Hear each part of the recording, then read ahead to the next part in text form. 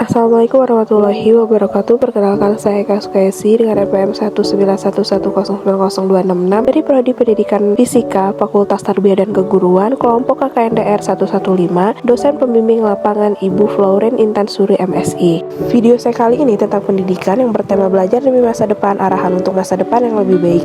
Tahukah kamu, Indonesia memiliki tingkat pengangguran yang sangat tinggi. Dikutip dari BPS, Badan Pusat Statistik, puncaknya terjadi di tahun 2015 sebanyak 7,3 juta jiwa, lalu terjadi penurunan 7,1 juta jiwa di tahun 2017. Oleh karena itu, kita harus mempersiapkan diri untuk masa depan yang lebih baik, karena masa depan harus dipersiapkan dengan cara yang pertama, membangun motivasi.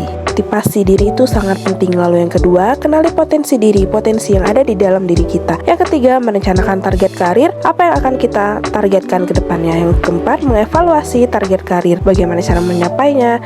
Dan tentunya kita harus memperbaiki diri, mendekatkan diri kepada Tuhan dengan cara belajar disiplin. Lalu yang kedua, menghargai orang lain. Dan yang ketiga, hindari konten yang berbau negatif seperti merokok, minuman beralkohol, seks bebas, dan narkoba yang membahayakan diri kita.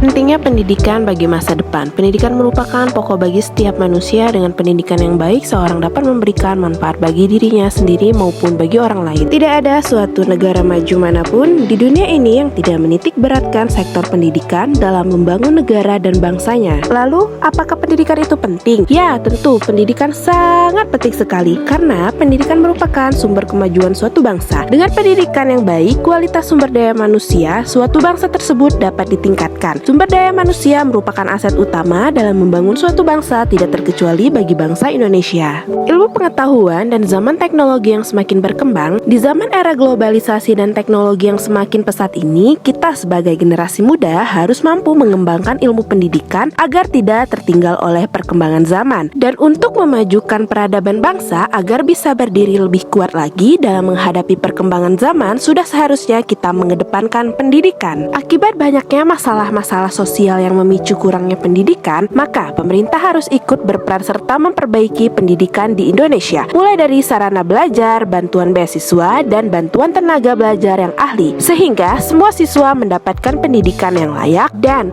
untuk menghindari penyakit sosial yang muncul akibat kurangnya pendidikan. Dan bahkan bukan hanya pemerintah yang berperan untuk memajukan pendidikan di Indonesia, tetapi juga melalui dukungan sekitar mulai dari masyarakat dan juga lembaga-lembaga yang ada. Dengan pendidikan yang baik yang didapatkan oleh anak-anak generasi bangsa, mereka akan mengubah bangsa kita menjadi bangsa yang kuat. Ayo kita wujudkan generasi yang lebih berkualitas. Semoga bermanfaat ya. Saya akhiri. Wassalamualaikum warahmatullahi wabarakatuh. Salam pendidikan.